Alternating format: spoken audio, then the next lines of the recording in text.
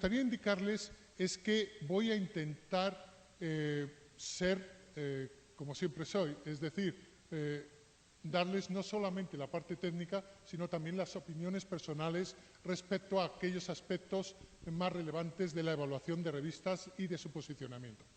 Estas posturas son totalmente personales y en muchos casos no coinciden con las opiniones que otros compañeros, incluso algunos de los que van a tener ustedes ocasión de oír estos días aquí, pues han presentado. No necesariamente estoy de acuerdo con lo que hacen los portales de revistas de la región, con algunos aspectos puntuales de lo que hacen, pero sí que me gustaría decir que no es en ningún caso una enmienda a la totalidad. Creo firmemente que las iniciativas como Redalic o Scielo merecen un reconocimiento explícito por parte de las academias y de las autoridades políticas de la región, pero eso no quita para que haya aspectos puntuales con los que esté en bastante desacuerdo. Dicho una cosa, no quisiera dejar de incidir en la segunda. Esta presentación que he hecho va a estar disponible, lo mismo que supongo que la grabación, para que ustedes puedan distribuirla. Como firme defensor creyente en el Open Access, pues desde luego será un placer que cualquiera de las universidades aquí representadas tengan la libertad absoluta, se las concedo, para colocar estos contenidos en sus repositorios o en sus páginas web. Dicho esto, vamos a intentar, como les he comentado, ser lo más práctico posible, sin abandonar esa perspectiva que quiero darles de mi posición personal justificada. Eso requiere contextualizar todo el asunto de la edición de revistas según estos criterios que les he comentado que iba a hacer. Lo primero de todo es que, aunque vamos a reconocer distintas unidades, hay que ver que la unidad última, y me van a permitir que muchas de las posiciones que yo voy a presentar aquí correspondan precisamente a una identificación personal como autor. Aunque soy editor también de revistas, aunque participo en evaluación de repositorios y de instituciones en general, como pueden ser universidades o centros de investigación, la mayor parte de las opiniones que les voy a dar aquí, sobre todo las más críticas, es desde esa perspectiva quizá poco representada en esta sala, que es la de autor. Por tanto, sí que existe una unidad, que es la unidad portal, una unidad ligada fuertemente a la institucionalización de la universidad, es decir, es la universidad la que vía biblioteca o vía un departamento correspondiente crea ese portal de revistas, pero el portal de revistas no es más que un conjunto de revistas y las revistas no es más que un conjunto de artículos. Es decir, que al final hay que descender a ese nivel. Es el artículo la unidad que puede interesarnos e incluso más allá, como acabo de indicar, el autor o autores de ese artículo, que puede ser un autor personal, pero que tampoco hay que desdeñar la autoría institucional. Y hay que ser respetuoso con ambas. Y este es el mensaje fuerte que voy a transmitir a lo largo de toda la presentación. Ese respeto pasa por reconocer el prestigio, tanto autoral, individual como institucional. Al fin y al cabo, la institución es un conjunto de personas y que, por tanto, hay que considerar como prioridad ese trabajo unitario o colectivo o representativo de toda la institución a través de la autoría de artículos que se van a publicar en revistas que van a estar disponibles en portales institucionales.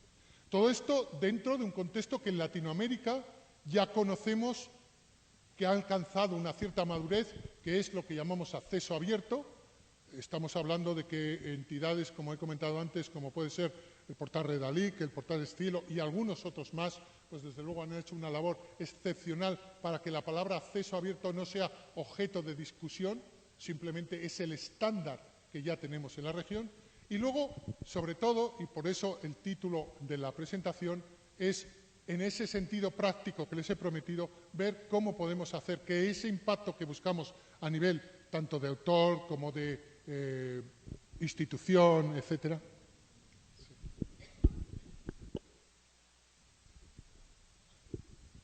Vamos a... Bueno, ¿suena mejor? No. Ah, vale. Bueno, yo es que estoy acostumbrado a mi voz y me sonaba bien mi voz. En fin. Bueno, lo que les comentaba, el tema de redes sociales, vamos a hablar de posicionamiento. Esa es la parte, digamos, técnica. Y un error o un olvido doloroso, especialmente para mí, que me dedico a ello, que son las métricas. No del todo, porque esta presentación ha sido preparada antes de oír esta mañana al compañero Alejandro Uribe, no del todo he olvidado en toda la región, pero sí yo creo que como consecuencia de las políticas antifactor de impacto, que no antibibliometría, antifactor de impacto, pues yo creo que ha dado lugar a un cierto abandono que es injustificado, exceptuando obviamente el caso del factor de impacto, donde está claramente, plenamente justificado el infame uso que se está haciendo de ese indicador. Por tanto, no olvidarnos de las métricas. Bueno, lo primero que hay que decir es que ustedes representan solo una de las unidades que hay que considerar dentro del sistema. Es decir, las revistas como tales, pues son efectivamente parte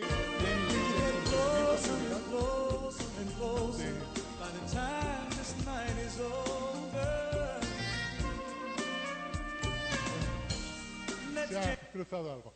Parte del funcionamiento general de la universidad. Pero ustedes son también responsables en buena medida de todos los demás sistemas. Cuando ustedes ceden su revista como parte de un portal, están construyendo ese objetivo institucional. Pero no deben quedarse allí. Por ejemplo, hace un momento les indicaba la importancia última del autor individual de cada uno de los trabajos. Entonces, tienen que ayudar ustedes también a esa consolidación. La revista tiene que tener un rol no solo hacia arriba, bottom-up, sino también hacia abajo, top-down. Hay veces donde, y en la región esto ocurre muchas veces, posiblemente es la única infraestructura en condiciones de realizar eso. ¿Y con qué objetivo? Pues no solo un objetivo interno, sino también un objetivo de impacto externo. Es decir, primero hay que arreglar la casa internamente, pero con el objetivo último de tener impacto fuera de la misma. Hablaremos de esto y de cosas como la localidad, la globalidad, donde posiblemente mi opinión personal va a ser objeto de debate a posteriori de la presentación.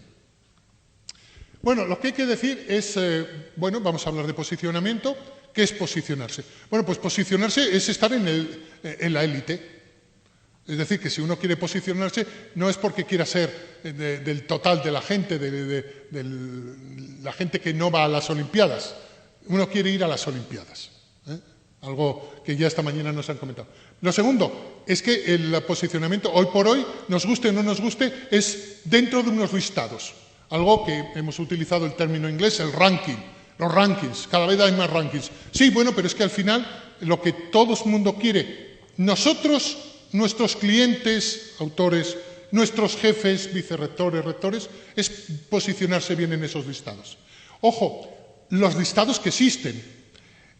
Yo me he encontrado alguna vez con que en la región, sobre todo, por ejemplo, me acuerdo una reunión donde asistieron representantes de la UNAM, de Sao Paulo, de Buenos Aires, donde se hablaba de rankings específicos de la región. Bueno, sí, adelante. ¿Dónde están? Es decir, nos podemos posicionar en lo que exista. En lo que no exista no podemos posicionarnos. Y lamentablemente en la región todavía no hay rankings en el sentido genérico. Incluso cuestiones como, por ejemplo, los sistemas de evaluación que en distintos países de la región están utilizando terceras fuentes. Prácticamente no hay fuentes propias de la región. Esta mañana comentábamos el hecho que Conciencias ha decidido utilizar simultáneamente las tres grandes fuentes, Scopus WOS y World Scholar. Ninguna es de la región. ¿Por qué? Pues porque no hay ninguna en la región.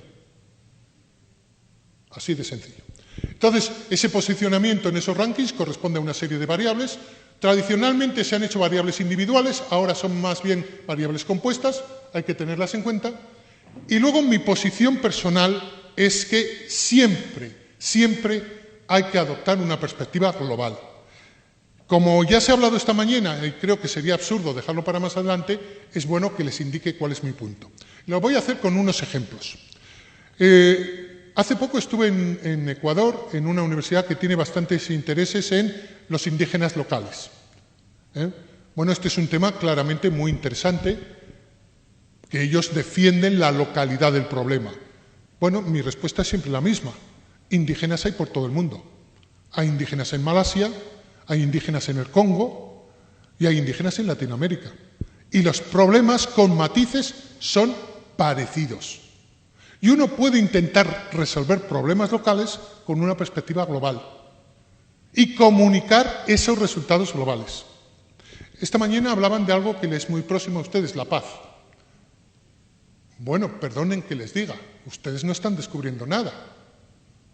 Yo no sé por qué nadie de ustedes está leyendo todo lo que sucedió en Sudáfrica tras el apartheid. ¿Ese no es un problema similar al que han tenido ustedes? La independencia de los países del sudeste asiático, del Reino Unido, por ejemplo, ¿no tienen similitudes a los problemas que tienen ustedes? ¿La violencia y la superación de la violencia política no es un tema que tiene características globales?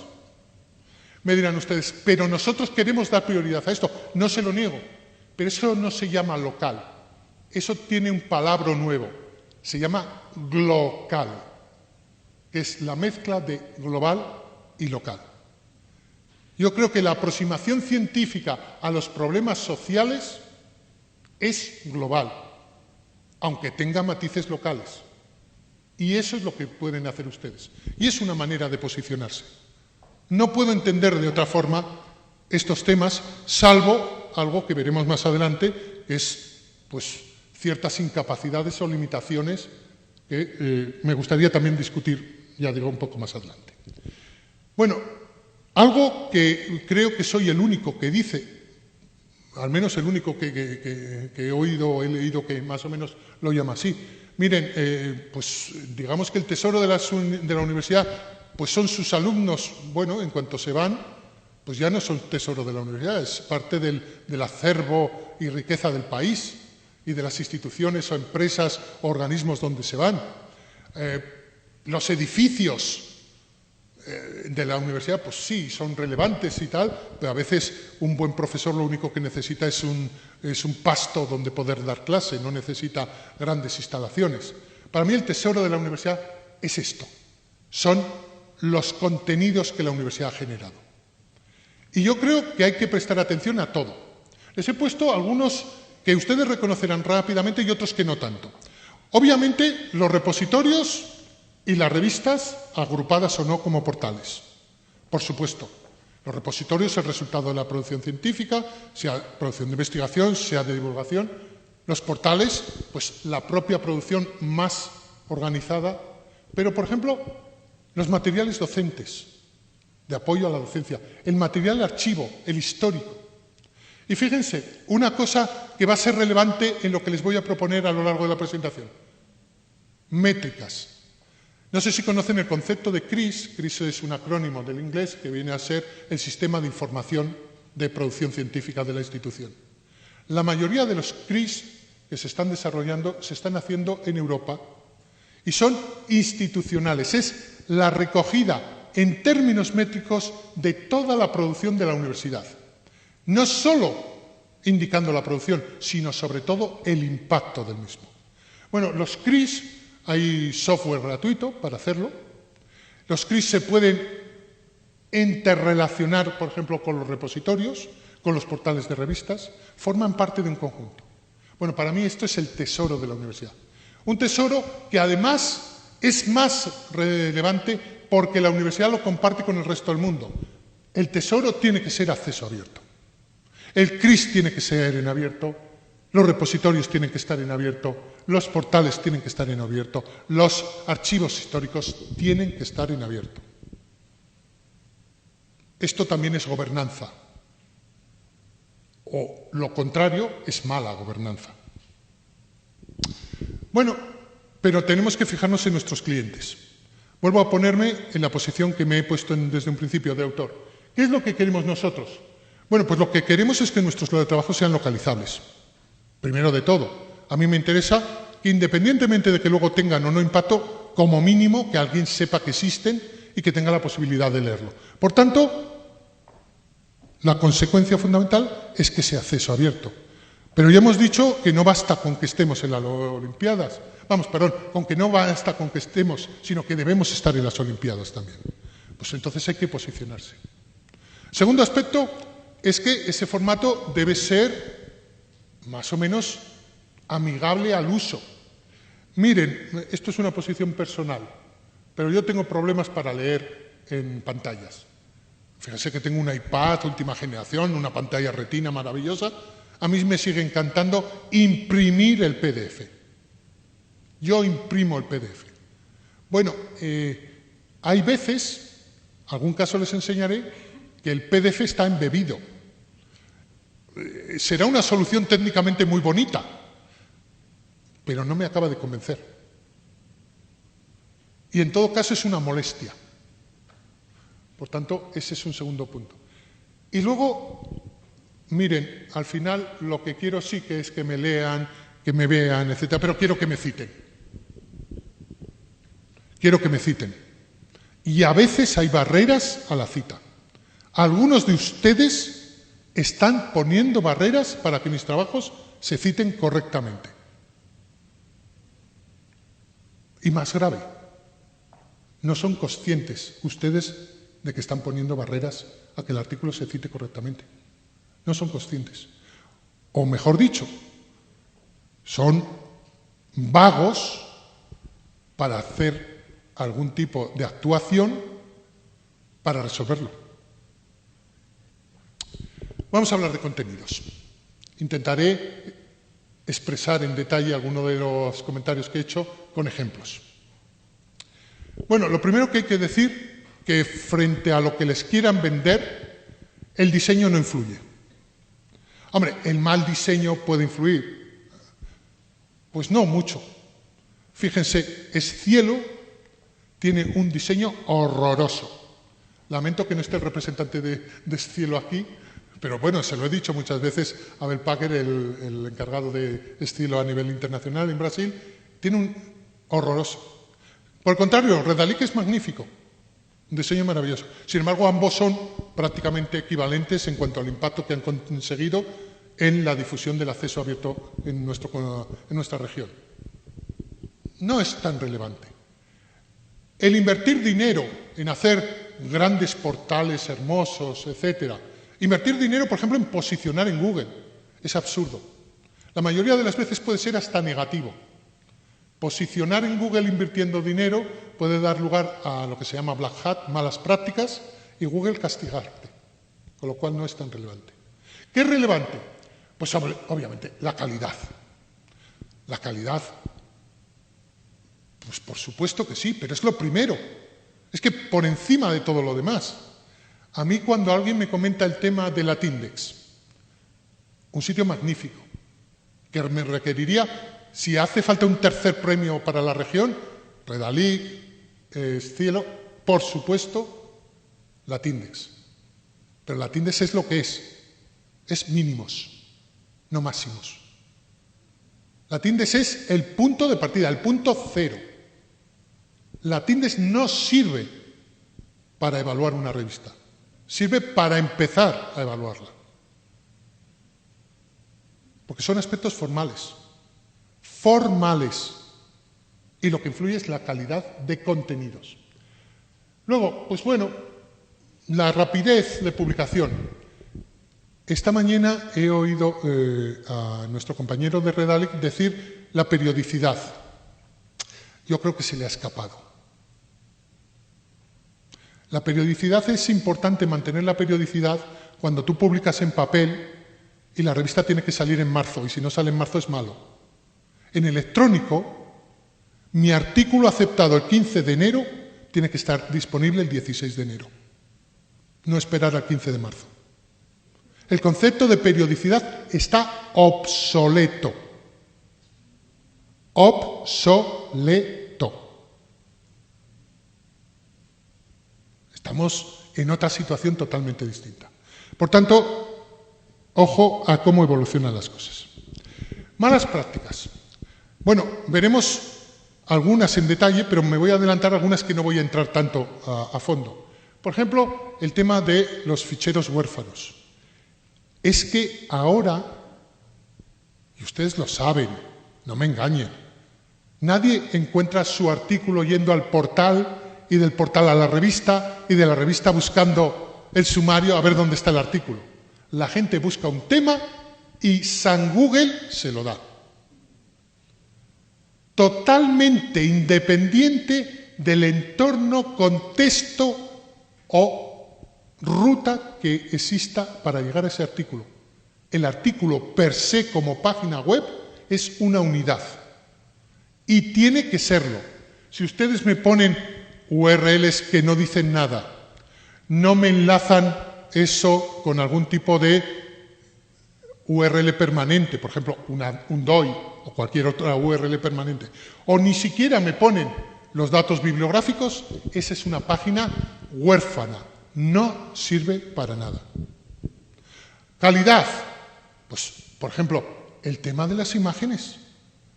¿Saben ustedes que pueden dar DOIs a cada una de los gráficos, tablas o figuras de su artículo independientes?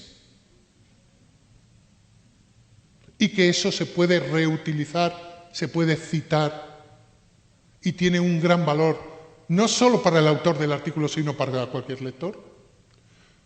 El tema de la traducción. ¿Por qué no se publicaban revistas bilingües? Porque lo que era limitante era el precio del papel. En electrónico no hay razón para que en las áreas que lo requieran, que no son todas, compañero de la filosofía de esta mañana, obviamente no, pero en las áreas que lo requieran, la opción bilingüe no es un costo extra en la distribución.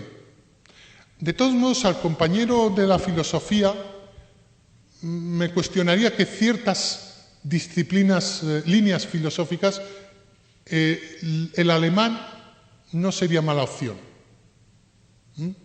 El alemán no sería mala opción, quizás. Y luego el tema de algo que lamentablemente tenemos que ser más duros. Cada vez se descubren más plagios, más trabajos de poca originalidad y normalmente se resuelven con la exclusión del trabajo de la revista. Bueno, permítanme que les diga, la experiencia demuestra que el autor tramposo sigue siendo tramposo. Un autor que hace trampa debe ser expulsado permanentemente, no su último trabajo, todos sus trabajos. Y la experiencia lo demuestra. Es decir, nos encontramos, por ejemplo, en el blog de Retraction Watch, gente que lleva 25 trabajos retirados. Esa persona tiene que ser excluida de la academia. Bueno, algunos detalles. Lo primero de todo, portales. Lo siento, si hay alguien de la UNAULA aquí, este es el portal de revistas de la universidad. Todo el portal de revistas de la universidad. Todo. No hay más. Esto es todo. Bueno, en fin, esto es completamente inaceptable. Quiero decir que sí, que está en construcción, pero que al menos lo indique o que haga algún contenido. Esto es todo. No pretendo ofender, es un ejemplo. Por ejemplo, ¿qué ocurre cuando nosotros en el portal vamos a presentar alguna revista? Pues utilizamos una narrativa, es decir, hay que introducir la revista. Hay que introducir la revista con cierta economía de medios, pero con cierto objetivo de descripción. En el mundo hipertextual, y la web es un corpus hipertextual, pues una de las cosas que es más obvia es que se puede ser económico utilizando enlaces. Vean esta revista, la revista peruana de biología, que todos estos textos que he marcado yo en rojo son clarísimos enlaces. Solo en mi imaginación y en la necesidad de ellos. El editor ha decidido no ponerlos. Es que yo no sé nada de la revista peruana de biología. Aparte de que sé muy poco de información que me dan, Es que ni siquiera puedo saber si esto que dice que están indizados en estos índices es cierto o no. Esto es una mala práctica. Aquí tenemos otro ejemplo. Esta es una revista que voy a utilizar bastante. Lo siento por si está el editor aquí. Esta revista, de la Universidad Pontificia Bolivariana, de Medicina UPV, pues me demuestra que sí, que se puede hacer, porque tanto MIAR como Google Scholar Metrics son enlaces, porque no lo son todos los demás. Pues, en fin, no sé, una vez que se descubre la importancia de hacerlo, ¿por qué no? Aquí tenemos otro caso. Este caso ya podríamos decir que es más cercano a lo que queremos. Fíjense que cada una de las líneas rojas efectivamente es un enlace. Bueno, pues es algo más. Además, yo creo que es interesante porque aunque he cortado, ven que la narrativa introductoria de lo que es la revista es mucho más amplia. Esta mañana también se comentaba eso de que, por ejemplo, el OJS lo que estaba haciendo es hacer todas las revistas iguales. Pues esto ayuda a que no todas las revistas sean iguales. Yo creo que ahí esto es un método bastante eficaz para que identifiquemos y ayudemos al lector a la hora de describir lo que tiene enfrente. Bueno, algunos contenidos adicionales. Les he comentado el tema de hacer hipertextual los contenidos, pero hay algunos otros. Por ejemplo, se puede dar material adicional. Bibliografía no citada, pero que puede ser relevante.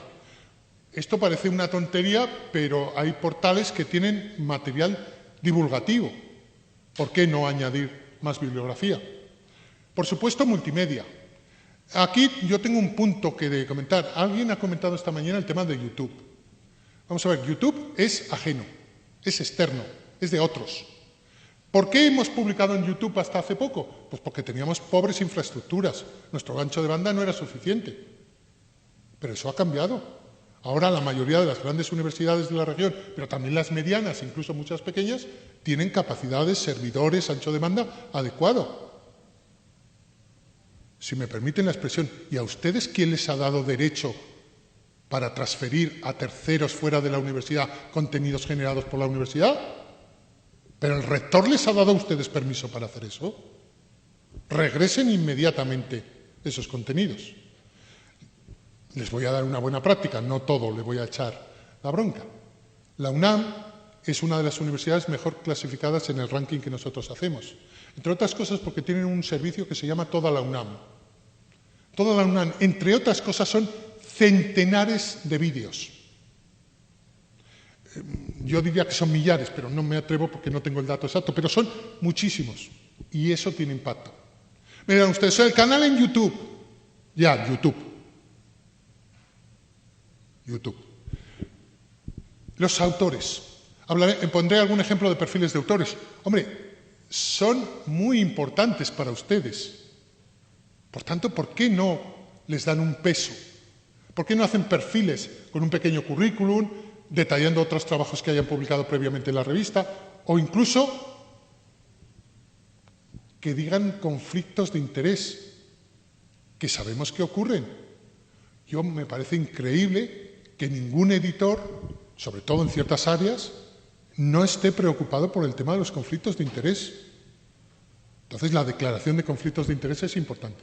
Bueno, por supuesto, podemos añadir discusión. Yo ahí le he llamado, bueno, correcciones, foros y tal. Discusión. A veces la gente pide Open Peer Review. Yo he hecho experimentos de Open Peer Review. Y les voy a decir lo que he visto. El Open Peer Review son comentarios. Son comentarios. Y funciona. Pero llama la atención y a veces la gente se echa atrás. Open Peer Review. El acceso a revisar el trabajo de un tercero que además se me ve. Pues no, llámalo comentarios y la gente comenta. Es una opción útil.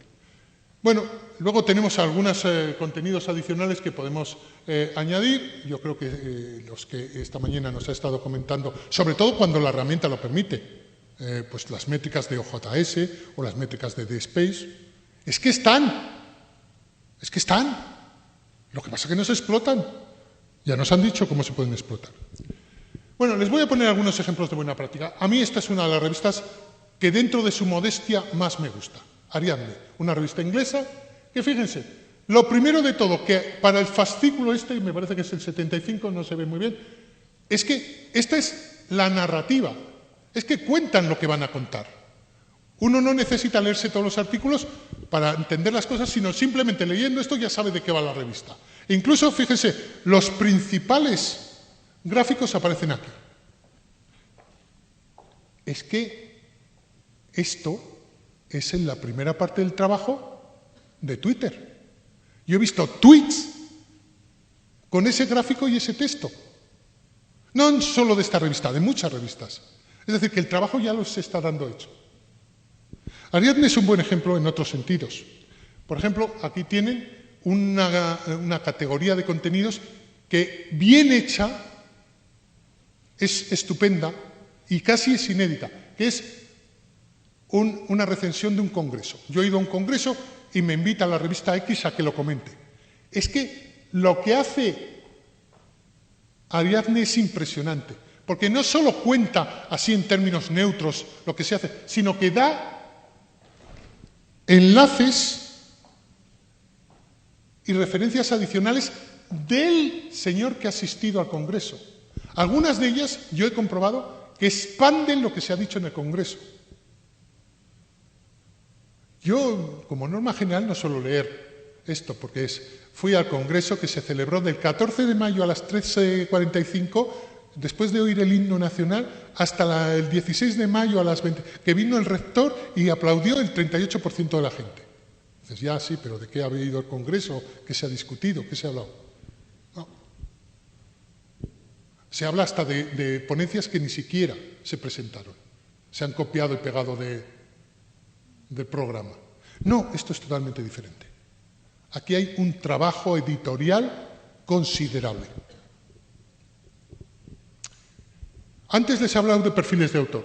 Por ejemplo, esta es una revista de medicina que he cogido un ejemplo. Tienen aquí ustedes el perfil de esta autora que publica bastante y han visto 4 o 5 artículos en los últimos años, pero incluso se queda corto. Mire, yo les he propuesto 2 cositas más que se pueden añadir. El ORCID, el identificador de autor. Esta señora pues, se llama Anne Clark, que no es un nombre demasiado poco común, al contrario, Anne y Clark son nombres relativamente comunes. Es decir, hay un problema con la asignación de trabajos. Bueno, pues el ORCID puede ayudar a eso. Y lo segundo que he añadido es el Impact Story. Es simplemente ver esta autora si tiene un perfil en Impact Story y añadirlo, donde te dice cuántos trabajos ha publicado, qué impacto ha tenido esos trabajos, etc. Es decir, aquí está en contexto y ahí es fuera de contexto. Fíjense lo que está haciendo Redalic. Redalic está haciendo el en contexto. Mi opinión no es suficiente. Es necesario, pero no es suficiente, porque falta el out context. Pero el in context es muy interesante. Es el famoso autor Redalic. Esta mañana ha comentado que ya son 5.000 perfiles. No está mal. Tienen más de 1 millón de autores, 5.000, pues es un buen paso. Es un comentario irónico. Bueno, vamos a ver. Esto me va a traer conflictos. Miren, yo no creo que haya justificación, salvo en ciertas disciplinas, pero en esas sí, para no publicar en inglés. Bueno, pero voy a admitir que puedo ser flexible en eso. Lo que no soy flexible es en los mentirosos y en los tramposos. Los que no publican en inglés no porque no sea oportuno o sea una disciplina local o que sea, sino porque no leen en inglés. Vamos a ver, yo creo que en términos generales cualquier graduado de cualquier universidad, de cualquier lugar del mundo, tiene que tener un nivel básico de lectura en inglés. Y si no, no debería salir de la universidad. Si quieren, en ciertas disciplinas lo cambiamos por otro idioma, pero lo cambiamos por otro idioma. Sí de claro. Entonces yo creo que eso es fundamental. Entonces, no me gustan los tramposos. Y este es un caso típico. Lo siento, no se lee arriba, pero el artículo está en inglés. Es un artículo que se publicó en... Bueno, nos da lo mismo la revista, pero cuando uno ve la bibliografía está casi toda en español. Miren, les voy a comentar, a esto les va a interesar mucho a ustedes, aunque puede dolerles. El otro día estuve en esta universidad ecuatoriana que les he comentado y me hicieron una trampa, que es de estas que a veces me hacen, pues me dieron, mira, esta revista la editamos aquí. Hoy he evitado que ninguno de ustedes me la diera, pero, en fin, igual luego ocurre. ¿Qué te parece? Y esperan que en 5 minutos, les diga qué me parece. ¡Qué tramposos! Pasaron 5 minutos y les dije, es muy mala. ¿Por qué? Porque el primer artículo trataba sobre redes de telecomunicación avanzadas. Estaba en español, pero muy sofisticado. Yo, que no entiendo del tema, pero bueno, tampoco es que necesite mucho, se puede ver que aquello tenía calidad y tenía interés. Pues este artículo parece interesante. Formalmente, perfecto, introducción, métodos, resultados, discusión. Toda la bibliografía era en español. Toda. Ese artículo estaba anticuado 20 años. Esa revista no es buena. 5 minutos necesité. Vuelvo a repetir, no es que nos vendamos al colonialismo yanqui, el imperialismo, no. Yo siempre he dicho lo mismo. En estos casos, los culpables somos nosotros, por dejadez, por desidia. Bueno, esto quizá es un poco de dentro de 2 o 3 años, pero me parece importante introducirlo aquí. Pueden obviarla si quieren, porque representa una situación que todavía no ha madurado, pero esta es la situación. Hay que decir que todo el problema del factor de impacto, de de indicadores como el SJR, otros indicadores, el gran problema que tienen es que están trabajando en lo que se llama Journal Level Metrics. Y las métricas a nivel de revista no son útiles para evaluación. Ninguna. ¿No me han oído esta mañana en Bogotá? Pues ellos se lo pierden, pero yo creo que no son útiles para evaluación. Hay que ir a métricas a nivel de artículo y, sobre todo, lo que hay que evaluar es a grupos e individuos. Hay que crear perfiles. Es decir, estos índices están obsoletos. ¿Quiere decir que no pueden ser útiles? No, pero útiles para seleccionar revistas a las que publicar, no para evaluar resultados de investigación. Así de claro. La decisión que ha tomado Conciencias esta mañana me disgusta profundamente. Así de claro. Hay que ir a métricas a nivel de artículo y eventualmente a perfiles. ¿Es esto lo que está teniendo lugar hoy? Todavía no. Pero si ustedes conocen cosas como la iniciativa, la Declaración de San Francisco, la DORA, o el Manifiesto de Leiden, lo que vienen a decir es eso. No, nunca utilicen indicadores de revista para evaluación. Por cierto, esto lo dice Declaración de San Francisco hace 2 años, lo dice Manifiesto de Leiden hace 1 año, lo dijo Eugene Garfield, el padre del factor de impacto, hace 40 años. Y ni Dios, le quiso hacer caso. Ahora toca hacerle caso.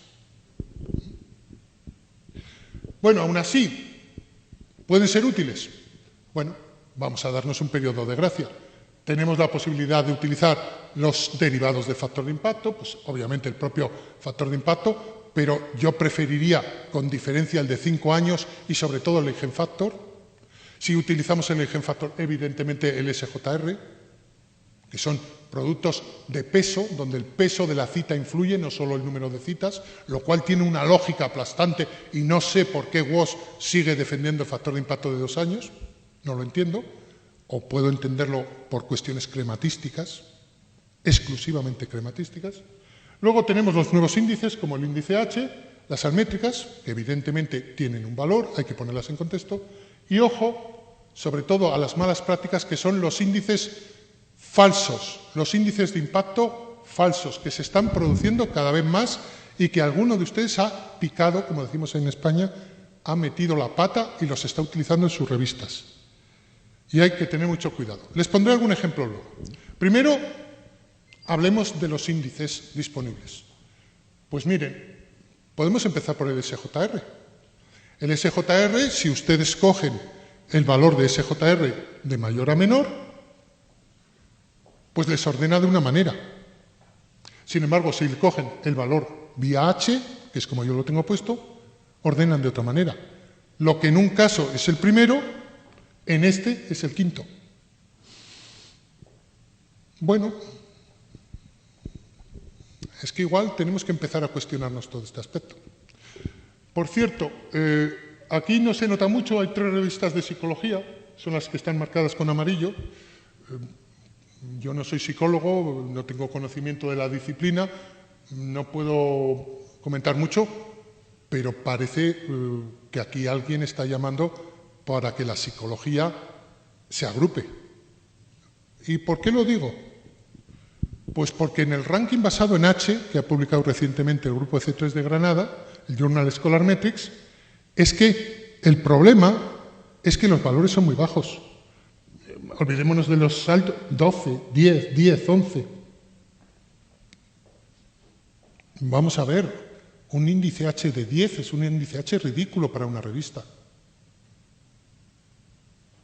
Yo entiendo que los indicadores de revista tienen poco valor para la evaluación, pero no discuto que puedan tener un valor a la hora del propio editor o la institución o la disciplina que recapacite sobre lo que está ocurriendo. Y aquí hay mucho que recapacitar. Es decir, tenemos entre las 12 primeras, tenemos 5 revistas de psicología, todas ellas con índices H bajísimos. Independientemente del ranking, aquí hay cuestiones que se pueden tomar. Esta mañana hablaba de rentabilidad. Es que la psicología en Latinoamérica solo se dedica a editar. ¿Y cuándo investigan en psicología?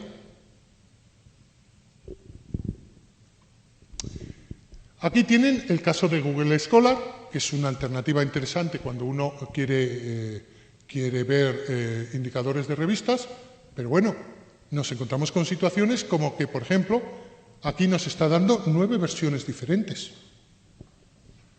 Claro, ¿cuántas de ellas corresponden a la sede original? ¿Cuántas corresponden a las sedes respectivas? Hombre, yo lo he sacado, pero lo he sacado para un caso. ¿Cuál es la utilidad de esto?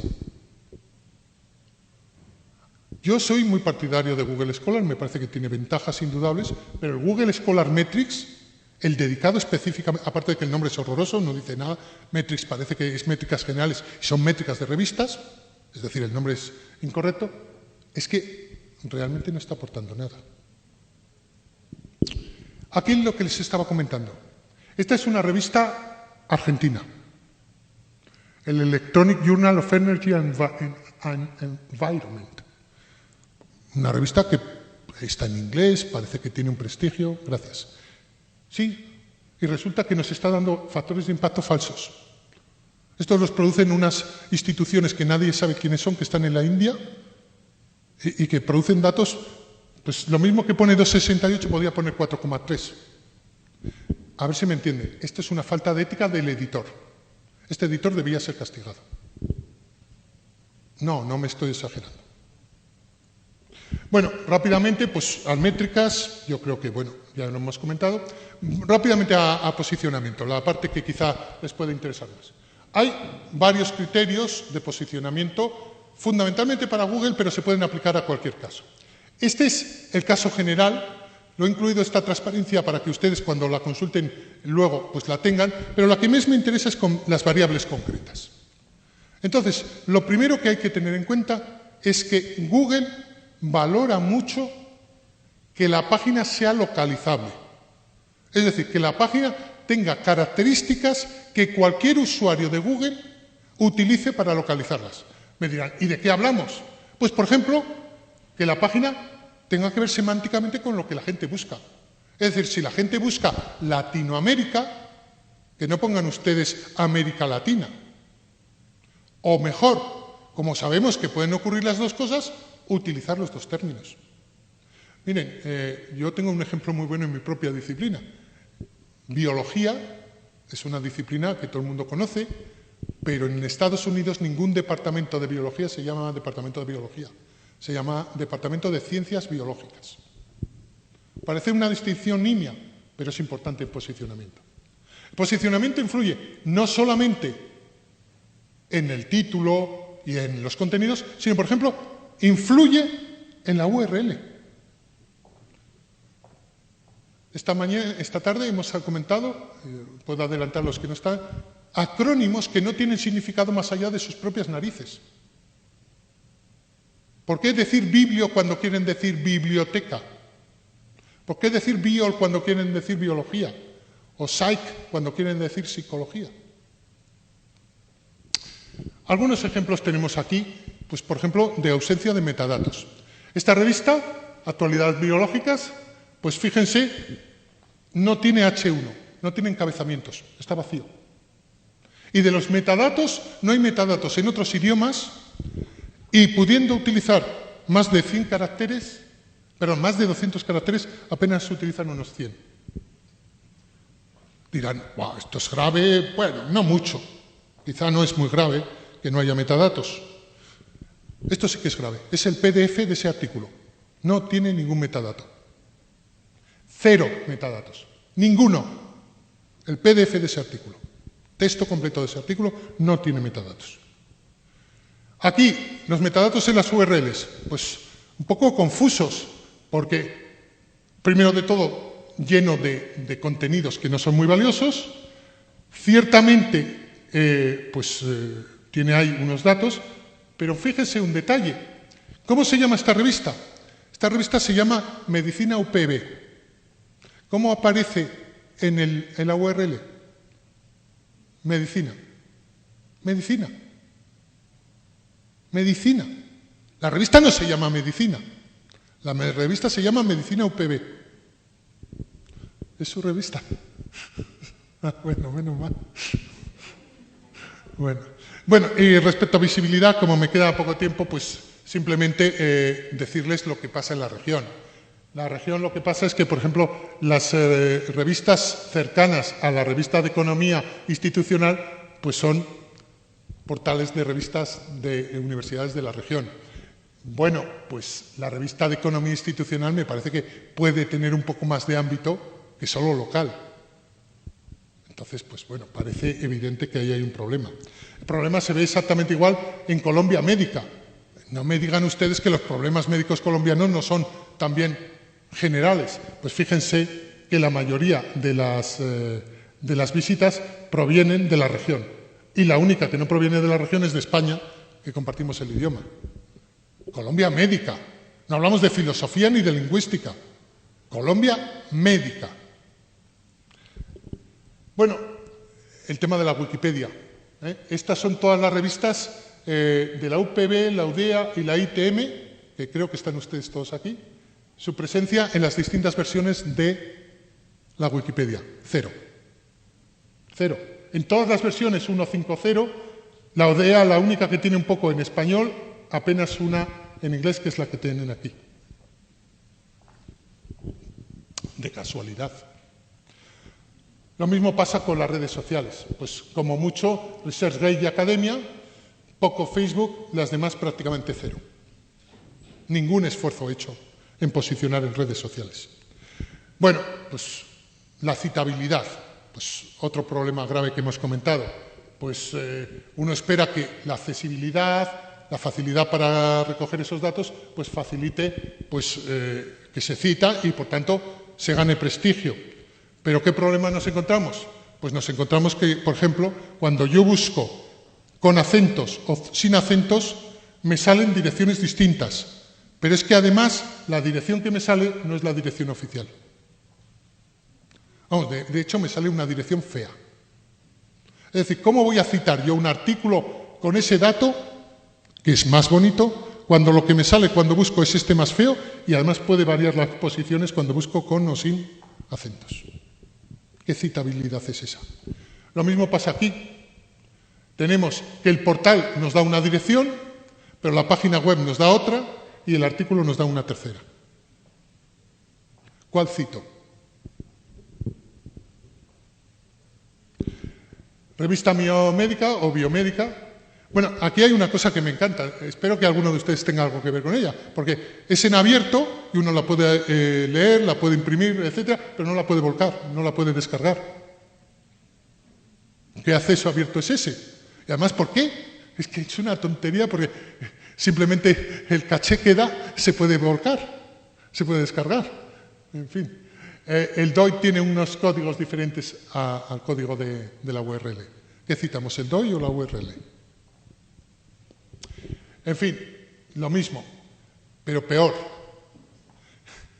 Resulta que Dialnet ha hecho PDFs de esta revista. Y Google indica mejor el artículo tal como está en Dialnet que tal como está en la revista. Fíjense que, por ejemplo, Dialnet dice una cosa interesante, que da el nombre y los dos apellidos de la autora. Que en el artículo no aparecen los dos apellidos de la autora. Dialnet da más información de la que hay en la revista. Y el PDF, los dos PDF son distintos. El PDF del Dialnet tiene metadatos que el de la revista no. ¿Quién edita la revista? ¿Dialnet? Bueno, resumen, y termino. A ver, a su mano derecha la situación que yo estimo, a mano izquierda un poquito la ventaja. Yo creo que hay un problema de sostenibilidad de las revistas y si no lo hay, lo va a haber. No me digan que no, porque ese es el futuro, y no me digan que es la crisis actual. Yo creo que no es solo coyuntural, aunque la coyuntura es muy mala, y hay que tener que enfrentarse a ello. Creo que hay muchas revistas en la región y que sobran. Así de sencillo. ¿Hay que cerrarlas? No necesariamente. La economía de escalas puede ser muy positiva, hay que fusionarlas.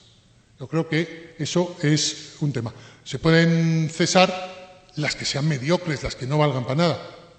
Como ninguno de ustedes va a reconocer que su revista es mediocre, pues las fusionamos y listo.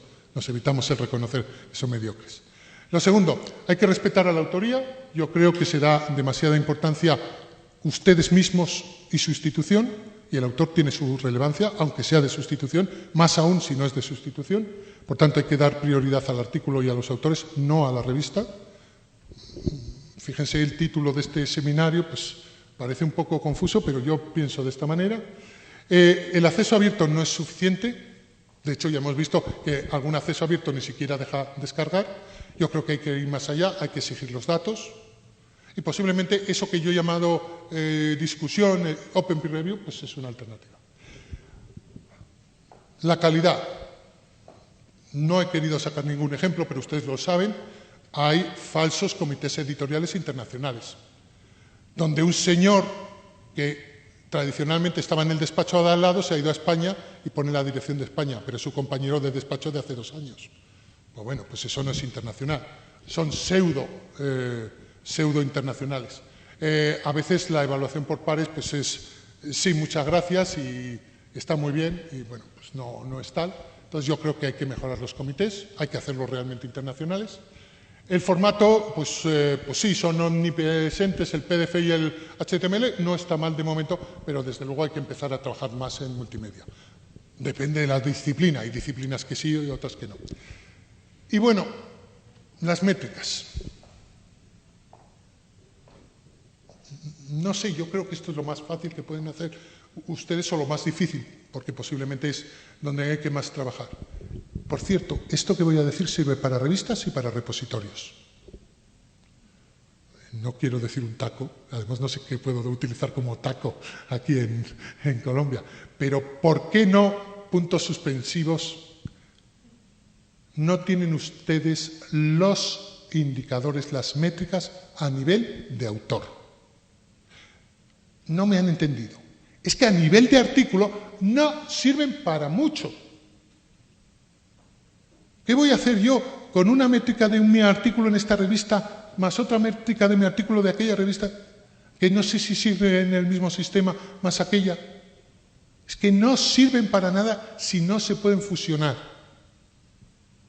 En el caso de la revista se puede hacer un intento. En los repositorios es absolutamente increíble que no existan perfiles con indicadores de autor.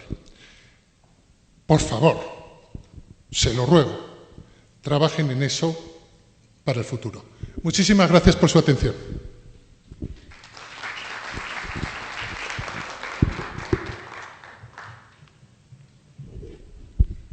Tenemos un espacio de 10 minutos apenas para un par de preguntas. ¿Alguien quiere? Los dejo. ¿Alguien que rompa el hielo?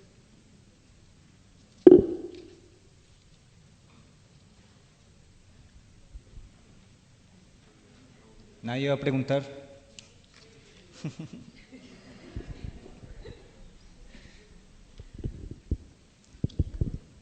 Sobre el perfil del editor, en relación con todos estos requerimientos que hemos visto y que sabemos que existen para las revistas, ¿usted qué piensa?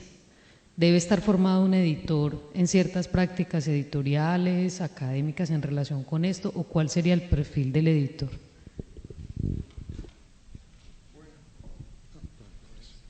Bueno, yo creo que lo que hay que reconocer es que es prácticamente imposible encontrar un único editor que reúna todas las características que una revista de prestigio, impacto internacional debe tener. Es decir, que es una labor de comité. Es decir, tienen que ser varias personas las que trabajen. Cuando esta mañana yo comentaba el tema de la rentabilidad, es que uno de los problemas fundamentales es que la mayoría de las revistas de la región realmente solo tienen un editor, con más o menos ayuda, pero no al nivel de editor, sino un editor que se encarga de casi todo con alguna ayuda secretarial en el momento. Cuando yo estaba proponiendo, por ejemplo, fusionar revistas, es no desplazar a ciertos editores, sino que se repartan los roles, los editores de las revistas que van terminando fusionándose en una. Es evidente que se necesita el editor tradicional, un editor que sea capaz de decidir qué artículos entran, cuáles no entran, decidir a quién envía las recensiones, saber qué personas son las correctas, no mandar aquellos artículos que realmente no corresponden a la revista, que es un fallo frecuente, pero también necesitamos, por ejemplo, un editor para algo que hemos visto aquí ahora mismo, la ausencia de community managers en la revista. Necesitamos una persona que esté en Facebook, que esté en Twitter, que esté en ResearchGate, atendiendo a todo eso, y ese es un trabajo full time, de tiempo completo. Necesitamos personas ya en el marketing más tradicional. Es decir, la revista se tiene que distribuir a ciertos sectores, pues por ejemplo, ferias, reuniones, etcétera. Es decir, que no hay una única persona que debiera asumir todos esos roles, sino que son varias personas. Eso tiene un coste que igual no se puede permitir una revista concreta, y la solución que yo estoy dando es, pues evidentemente teniendo en cuenta esa inflación de revistas que existe en la región, una muy buena solución es esa, donde nadie pierde su puesto de editor, pero cada editor asume roles diferentes.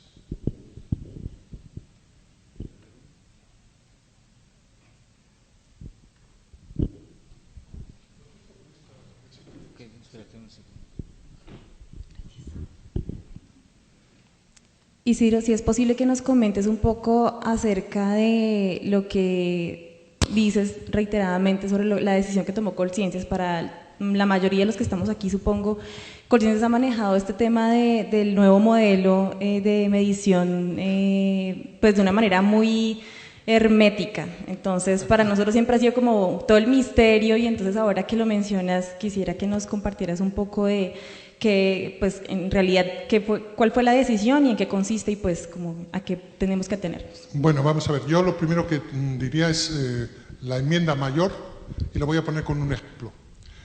Yo tengo un artículo publicado en Nature. Sí, con Nature ¿se me oye? Sí, sí. Es una revista con factor de impacto 60. Es decir, que teóricamente yo tendría 60 citas o más. Ese artículo no ha sido citado nunca. Es decir, un mecanismo por el cual el hecho de que haya publicado yo un artículo mediocre en Nature me va a dar puntos es un error.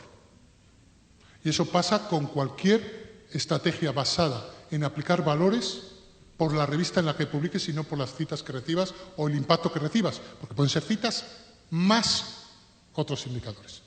Respecto a la decisión de Colciencias, yo creo que Colciencias, como organización con capacidad, lo que tiene que preocuparse primero es de hacer transparente las métricas. A ver si me entiendes. Los datos últimos.